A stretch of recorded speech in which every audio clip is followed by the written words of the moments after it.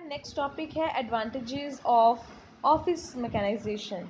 यहाँ मैं बात करूँ कि ऑफिस में जो भी मशीनरी वगैरह है, ठीक है, उसके बारे में हम बात करेंगे कि अभी हमने ऑटोमेशन का मीनिंग करा, अब हम बात करेंगे कि हमें उसका फ़ायदा क्या है। ठीक है, सो एक एक करके पॉइंट हम लोग कंप्लीट करते हैं। फर्स्ट वन लिखा हुआ है इम्प्रूव्ड क्वालिटी ऑफ वर्क, कि आपका जो क्वालिटी ऑफ वर्क है वो क्या हो जाएगा, इम्प्रूव हो जाएगा। कैसे? आप हाथ से काम करोगे तो कितनी गलतियाँ होती हैं हमारे से। मान लो आपको मैं यही बोल दूँ कि इम्प्रूव्ड क्वालिटी ऑफ वर्क ना, ये वर्ड 10 टाइम लिखना है, 10 टाइम्स लिखना है, तो 10 टाइम्स भी वो चीज़ सेम नहीं होएगी। कहीं पे अच्छा लिख दिया, कहीं पे ख़राब लिख दिया, कहीं पे किस तरीके से लिख दिया, तो वहाँ पे कहते हैं आपका जो क्वालिटी है वो आपकी सेम नहीं होएगी। दूसरी एग्जाम्पल, मैगी बनती है, उसमें इंग्रेडिएंट पड़ता है, कोई ना कोई कुछ ना कुछ तो डालते हैं ना बीच में। आप हाथ से डालोगे, अगर मशीन नहीं है तो कई बार ज़्यादा हो जाएगा बीच में वो प्रोडक्ट, कभी इंग्रेडिएंट वो कम हो जाएगा। ये क्या है, क्वालिटी इसकी सेम नहीं रहेगी, हर बार डिफरेंट होएगी। सो मशीन की हेल्प से तो कहते हैं वो चीज़ें हर बार आपकी सेम ही बनेंगी। So the work perform by machine जो भी है वो क्या है, नीट एंड सिस्टमैटिक है, बहुत साफ सुथरे तरीके से होएगा। So we can say that the machine helps to improve the quality of work done in the office. Secondly हम ये भी बोल सकते हैं कि जैसे हम लोग टाइपिंग वगैरह करते हैं तो वहाँ पे भी आपका काम क्या होता है, बिल्कुल बिल्कुल प्रॉपर एक सिस्टमैटिक वे से होता है ना। अगर आप हाथ से नोट्स बनाओगे तो वो आपके प्रॉपर नहीं बनेंगे। नेक्स्ट लिखा है पॉइंट इन्होंने, इकोनॉमी इन ऑपरेशन। इकोनॉमी, यहाँ पे मैं इकोनॉमी की बात नहीं कर रही हूँ, देश की बात नहीं कर रही हूँ, इंडिया की बात नहीं कर रही हूँ। इकोनॉमी इन ऑपरेशन का मतलब कि आपके जो ऑपरेशंस हैं, जो आप काम करोगे, आपको उस पर कॉस्ट, जो खर्चा है वो कम आएगा। ठीक है, सो इकोनॉमी इन ऑपरेशन, जो आपके ऑपरेशंस हैं वो सस्ते होंगे। वो कैसे होंगे हम पढ़ते हैं। Operating cost per hour of work decline with the use of machine, कि 1 घंटे का जो भी काम का जो भी आपका खर्चा आना है, मशीन की हेल्प से वो रिड्यूस हो जाएगा।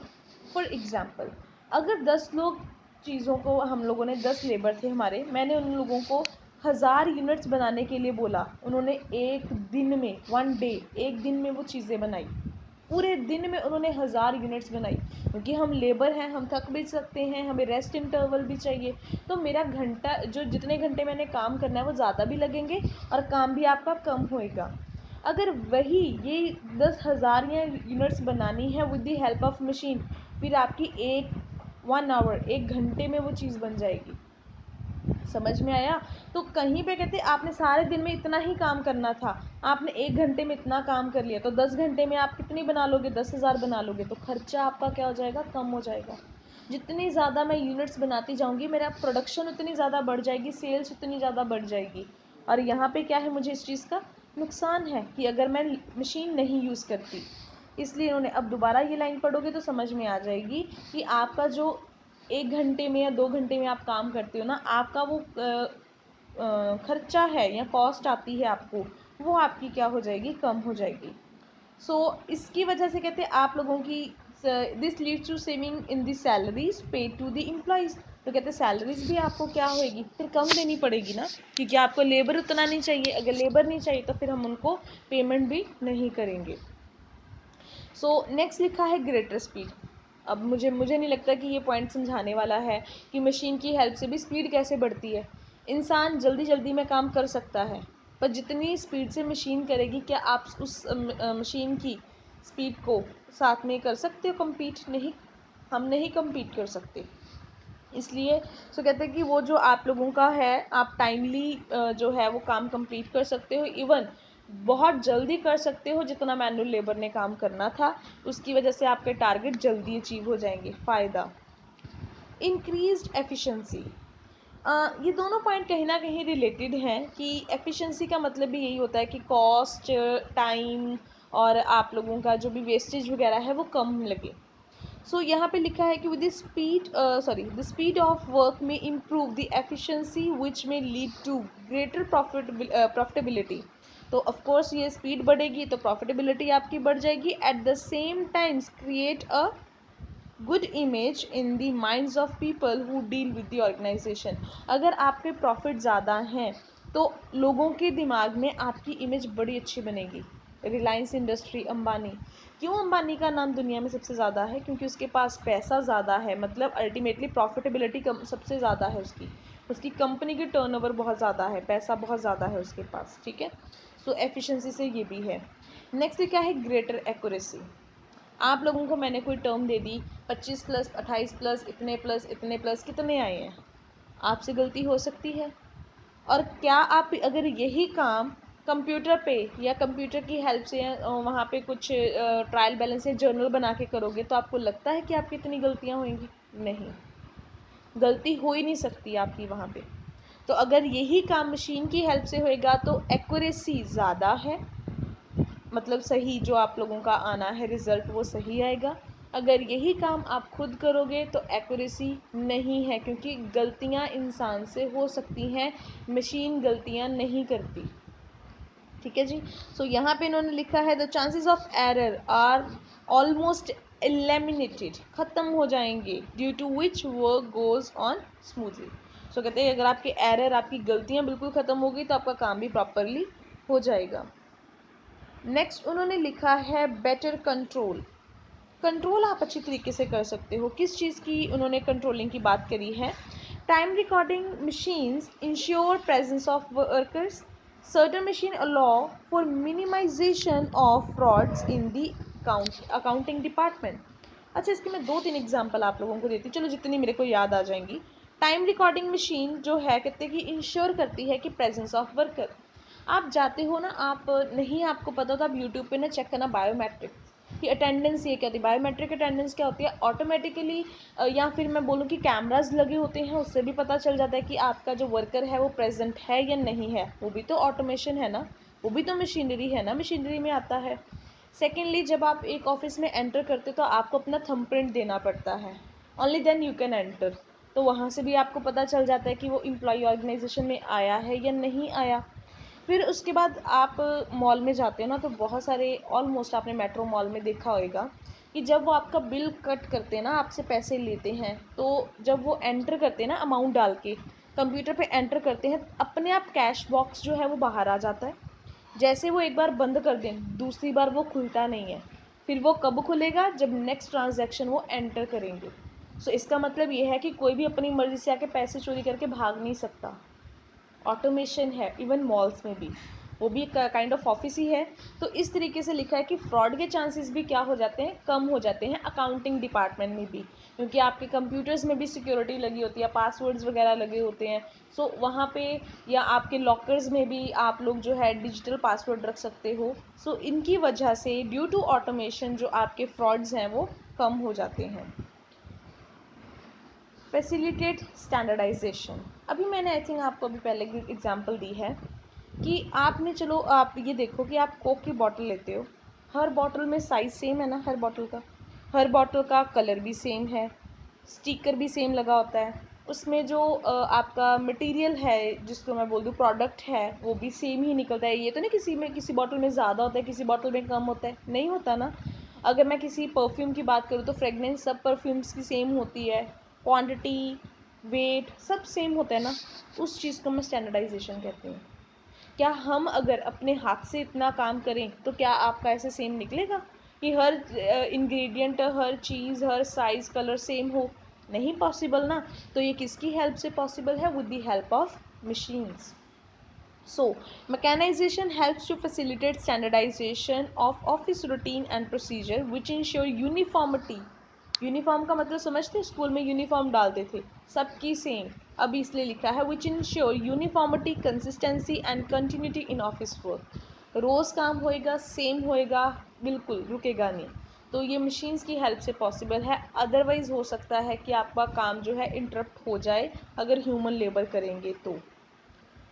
यहाँ पे एक पॉइंट लिखा है, next point, let's tax on profits. देखो बच्चे, ये चीज़ थोड़ी सी टेक्निकल है। जब आप लोग ये अपना अकाउंट्स में एक डेप्रिसिएशन चैप्टर है वो कर लोगे ना, तब ये आपको पॉइंट समझ में आ जाएगा, क्योंकि वो फुल फ्लेज चैप्टर ही इस टॉपिक के ऊपर, एक वर्ड के ऊपर है जो यहाँ पे इन्होंने वर्ड लिखा हुआ है। अब मैं ट्राई करती हूँ कि मैं आपको समझा दूँ प्रॉपरली। अगर नहीं समझ में आता तो जब वो टॉपिक आपका हो जाएगा, ऑटोमेटिकली पेपर उसके बाद ही होंगे, सो आपको ये टॉपिक क्लियर हो जाएगा। सो यहाँ पे इन्होंने लिखा है machines are eligible for depreciation. Depreciation होता है wear and tear of asset, in other words घिसावट। मैंने आपको पहले भी एग्जांपल दी थी ना कि अगर मैं एक कार लेके आई हूँ 5 लाख की, और अगर मैं 2 साल बाद बोलूँ कि मैंने तो इसको भी 2 साल में चलाया ही नहीं था, अब मैं इसको 5 लाख की बेचूंगी, तो नहीं, ये पॉसिबल नहीं है, क्योंकि 2 साल में उसकी वैल्यू कम हो जाती है, वो 5 लाख की नहीं बिक सकती। ठीक है, वो क्या है? Depreciation, which is treated as an expense while calculation of profit, thus the burden of tax on profit is reduced। Simple सी बात है, प्रॉफिट के ऊपर क्या लगता है? टैक्स। अगर ये मैं डेप्रिसिएशन, ये खर्चा माइनस कर दूं, मेरा प्रॉफिट कम हो जाएगा, फिर टैक्स भी क्या लगेगा? कम। बस ये चीज़ वो कहना चाहते हैं।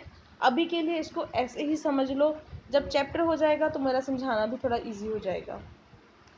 नेक्स्ट उन्होंने लिखा है मेंटल रिलीफ। मेंटल रिलीफ क्या है? आपको टेंशन लेने की क्या ज़रूरत है अगर वही काम मशीन की हेल्प से हो रहा है। ठीक है, और अगर आप कहते हैं मोनोटोनी होता है कि एक काम को बार बार करना, तब बोर हो जाते हो, सो मशीन से कहते हैं आपका वो काम जो है, वो बर्डन है, बोर जो आप होते हो ना, वो कहते हैं आपका काम क्या हो जाएगा? कम हो जाएगा। सो मोनोटोनी किसकी वजह से होती है? जब आपका सेम तरीके का काम आप बार बार करते हो, बहुत टाइम कंज्यूमिंग होता है, सो मेंटल टेंशन हो जाती है। मशीन की हेल्प से ये चीज़ नहीं होएगी, ऑटोमेशन से आपको इसका एडवांटेज है। ये मैं नहीं समझाऊंगी। रिड्यूस्ड फिजिकल लेबर, आपको अनएम्प्लॉयमेंट का आपने पॉइंट करा है, आप सेम इसको यहाँ पे कॉपी पेस्ट कर सकते हो। नेक्स्ट लिखा है reduce chance of error. Chances of error आपके डिक्रीज हो जाएंगे। क्यों? क्योंकि आप नहीं काम कर रहे हो, मशीन काम कर रही है, आर्टिफिशियल इंटेलिजेंस है, ह्यूमन लेबर जो है वो गलतियां कर सकता है। जब भी हम मैकेनाइजेशन के लिए जाते हैं तो एरर्स जो हैं या मिस्टेक्स हैं वो आपकी मैन्युअली ज़्यादा होती हैं, अदरवाइज़ क्या हो जाती हैं? कम। नेक्स्ट लिखा है फैसिलिटेट स्टैंडर्डाइजेशन। यहाँ पे ये पॉइंट कट कर दो। क्यों कट कर दो? अभी मैंने बोला है क्योंकि हमने ऊपर कंप्लीट कर लिया है इस पॉइंट को। लास्ट पॉइंट एडवांटेजेस का हमारा है क्या? Reduce chances of fraud. Fraud के चांसेस कैसे कम हो जाएंगे? आई थिंक ये भी रिपीट ही हो रहा है हमारा कहीं ना कहीं पॉइंट, बट इसकी थोड़ी सी इन्होंने जो एक्सप्लेनेशन है वो चेंज करी है, इसलिए मैं आपको यहाँ पे समझा देती हूँ। पिलफ्रिज और इम्बेजलमेंट होता है। स्मॉल पिलफ्रिज पहले मैं बता दूँ, और एम्बेजलमेंट ये काइंड ऑफ सेम ही है। हम एम्बेजलमेंट को ये इसको रेसिप्रोकल यूज़ करते हैं। स्मॉल अमाउंट में चोरी होना। मान लो आपको कितने बच्चों को, जब ये मेरी वीडियो सुनोगे तो अपने दिमाग में ये चीज़ सोचना कि कितने बच्चों को ये पता है कि आपके अकाउंट में कितने पैसे हैं। आप बोलोगे कि हमें सबको पता है कि 10,000 है, 9,000 है, 8,000 है। 10,000 के बाद 0.001 है, 0.002 है, 238 है, किसको पता है ये? No one. और दुनिया में लाखों करोड़ों लोग हैं जिनके अकाउंट्स हैं।